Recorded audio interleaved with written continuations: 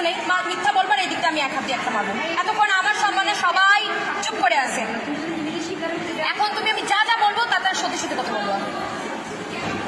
তোমরা কেন এই যে একটা বড় গ্রুপ যেখানে অনেক মেয়েরা আছে, টিম আছে, কোন স্বার্থে কে তোমাদের এগুলো করতে বলতেছে? কোনো ছেলে? কে ছেলে? সে নাম কি তার? মাহিন। মাহিন আর হচ্ছে সাওয়াজ। সাওয়াজ কারা এরা? এরা কারা? এরা পরিচয় দাও। সাওয়াজ ভাইয়া হচ্ছে সিটি কলেজে পড়ে আর হচ্ছে মাহিন ভাইয়া সিটি কলেজে। স্টুডেন্ট বাদে আর কি পয়সা আছে? আমি কথা বলতেছি, আপু কথা বলি, আপু কথা বলি। সাওয়াজ ভাইয়া হচ্ছে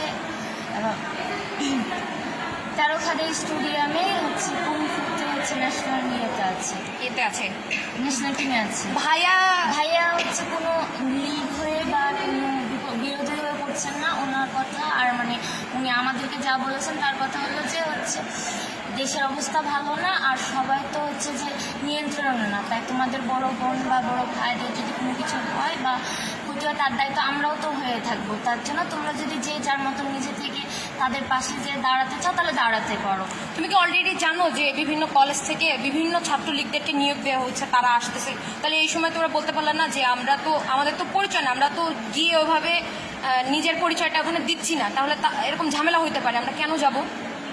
বা তোমরা এরকম আগেও কোনো আন্দোলনে আসছো? এই প্রথম? না, কালকে এসেছিলাম।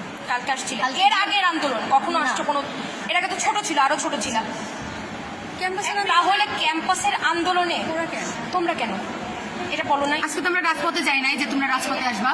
তারপরে আরেকটা জিনিস, এইখানে বিভিন্ন ইনফরমেশন যে ভাইয়াকে দিচ্ছ যেটা সত্যি না, এখানে কোনো ছাত্রলীগকে মারা হয় নাই, কেউকে ঠ্যাং ভেঙে পাঠানো হয়নি, তুমি নিজের চোখে দেখো নাই, তাহলে কেন বললো এটা? এটা সাওয়াজ ভাইয়া বলছিল যে তাদেরকে ক্ষিপ্ত করার জন্য বলতে পারছে তারা তো ক্ষিপ্ত করার জন্য বলতে কি অবস্থা হবে তুই জানিস? এতক্ষণ পরে দিচ্ছিস কেন? এই যে এই তুই যে এতক্ষণ পরে দিচ্ছিস কেন? এটা কি তুমি বলছো? ও আরো কিছু বলবে? তার বাচ্চা তার বাচ্চা তুই এই নিউজে আমাদেরকে বলবে তুই ক্ষিপ্ত করে তোলা। মানে যারা ম্যাম, ক্ষিপ্ত করার জন্য, ছেলেটাকে ক্ষিপ্ত করার জন্য বাইরে এই যে অর্ধেক কথা শুনলেন, এইটা তো আমার কথা না, আমি শুনতেছি। তুমিও তাহলে মিমের মতো কথা বলা যায় ইনফরমেশন। হ্যাঁ, চুপ।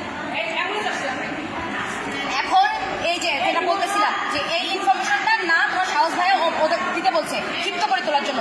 ক্ষিপ্ত কেন করবা? কেন? যাতে দেশে ন্যায় বিচার আসে। এটা ন্যায়ের বিচার আসে। ক্ষিপ্ত করে তুললে কি হবে তুমি কি জানো? ওই ভাইয়েরা তোমাকে কেন পাঠাইছে ক্ষিপ্ত করে তোলার জন্য?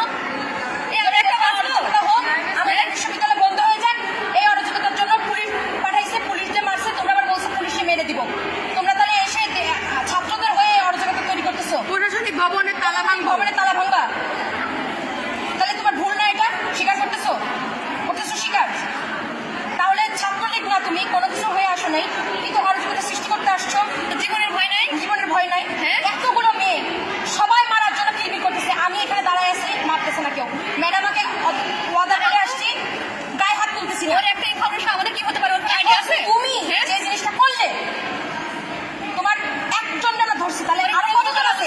টোটাল এই গ্রুপে কতজন মেম্বার আছে? কতজন মেম্বার আছে এখন বলো? আমি তো গ্রুপ দেখে আসছি, এখন সত্যি কথা বলো, আমি কিন্তু দেখে আসছি, গ্রুপের মেম্বার গুনে আসছি। তোকে সোজা পুলিশের হাতে দিব একবারে। কতজন আসছে? আপু গ্রুপের মেম্বার আমার জানা না, তবে পরিচিত আমার হচ্ছে 20-22 জন আছে। ওই গ্রুপে কি শুধু তোমার কলেজেরই মানুষ? কলেজের না, মানে অন্যান্য কলেজ, আমাদের স্কুলে আমাদের একসাথে স্কুল পার হয়ে সবাই সবার মতন আলাদা আলাদা কলেজে চলে গেছে। এখন আমাদের উপকার করতে এসে বড় অপকার করতেছো, সেটা কি স্বীকার করতেছো? বুঝে করতেছো না বুঝে করতেছো আমি জানি না, অনেক ছোট আমরা 4th ইয়ার পার করে ফেলেছি। ভার্সিটি ছেলেমেয়েরা তাদের থেকে কম ছোট, হ্যাঁ অরাজকতা সৃষ্টি করতেছো। দেখতে ছোট মানুষ পাঠাই দিছে, ভাইয়েরা ভাগ্যের সময় দেখছে। ঝামেলা করে কি করতাম?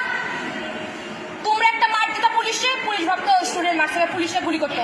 আবার তুমি ইনফরমেশন দিছো গুলিগুলা হচ্ছে, ঝামেলা হচ্ছে, হামলা হচ্ছে, পুলিশে মেরে দিব, ছাত্রলীগকে ভাঙছে। এগুলো কেন কেন?